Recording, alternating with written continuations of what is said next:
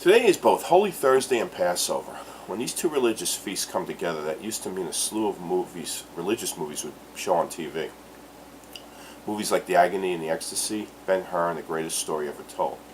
They all starred one man, but his biggest role was as Moses, and ABC still shows the Ten Commandments every year at this time.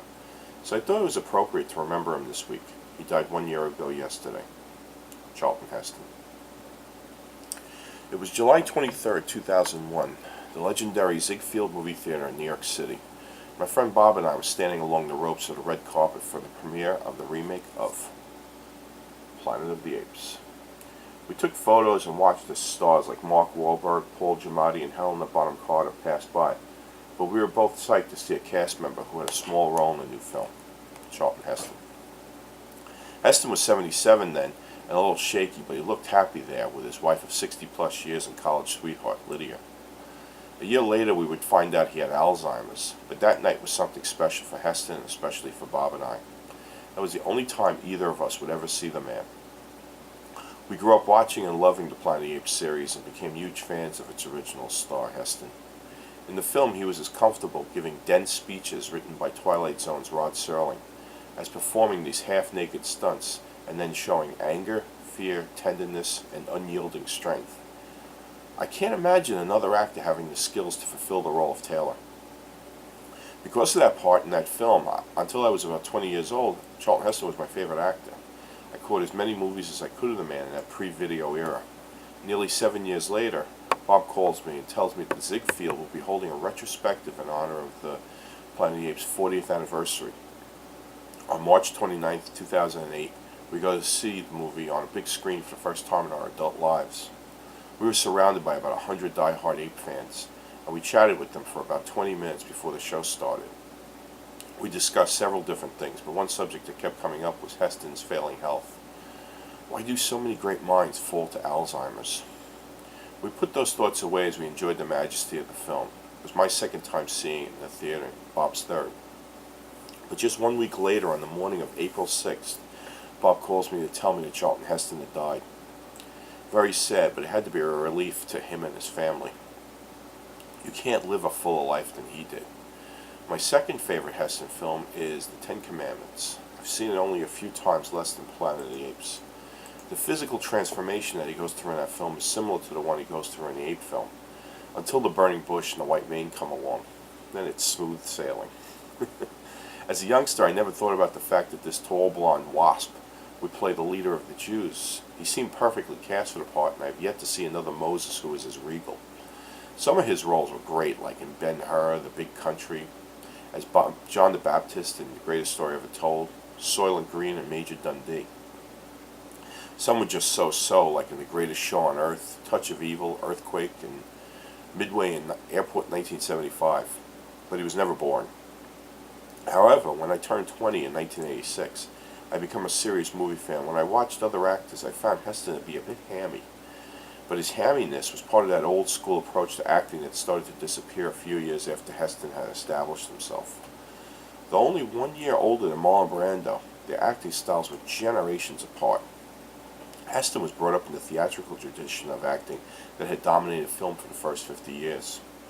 The overacting and precise diction that bore little resemblance to real life, while Brando was more from the school of method actors that paused and slurred their words to bring more realism to the screen.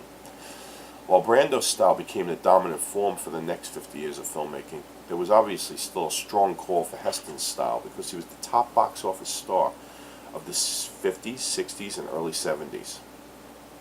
By the time he made Planet of the Apes in 1967, he was king of the cinema world, already an Oscar winner for Best Actor for Ben-Hur and star of 2 Best Picture winners. For such a big star and serious actor to take a part in a science fiction film was unheard of at the time. It was a risk, but one that paid off handsomely. From what I hear, Heston had such faith in the film's success that he took less money up front for a bigger percentage of the film's profits. It made $33 million in just the U.S. in 1968, an incredible amount for the time. Along with 2001: A Space Odyssey, Planet of the Apes ushered in a new era of serious science fiction filmmaking, which would eventually culminate in Close Encounters of the Third Kind and Star Wars 9 years later. His role in the new Planet of the Apes film in 2001 was a throwaway part that was more camp than serious acting. The whole movie was a big letdown after 30 years of praying for a new film by its legions of fans. Actually, my favorite acting jobs by Heston in the last 15 years were in True Lies as Arnold Schwarzenegger's angry boss, and his hosting of Saturday Night Live in 1993. The writers of SNL that week pulled out all the stops and made one of the funniest episodes of the last 2 decades. I'm sure many Heston fans, like myself, never realized how funny the man could be. Back then, Phil Hartman, Chris Farley, Norm Macdonald, Mike Myers, and Adam Sandler were all on the show and had memorable moments with the man. Other than the obvious Apes skits and Moses skits, my favorite was called Bagman. In it, Heston plays an elderly stockboy working in a supermarket. When manager Phil Hartman attempts to fire him, Heston starts describing these horrific things that a man could do if he were pushed, all the while menacingly holding a box cutter. By the end of the skit, a very anxious Hartman was offering him a raise. But the thing that amazes me most about Heston is his early political beliefs.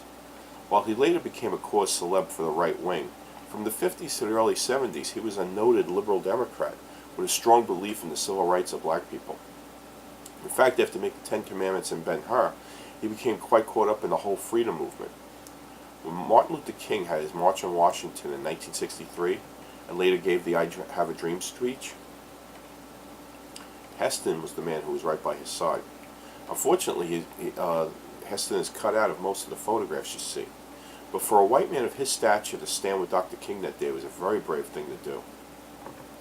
Despite the hullabaloo you hear nowadays, most of white America hated Dr. King and what he stood for back then.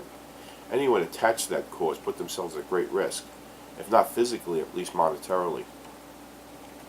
This was a tall, statuesque man who played parts that were larger than life and indeed lived a life that was larger than most.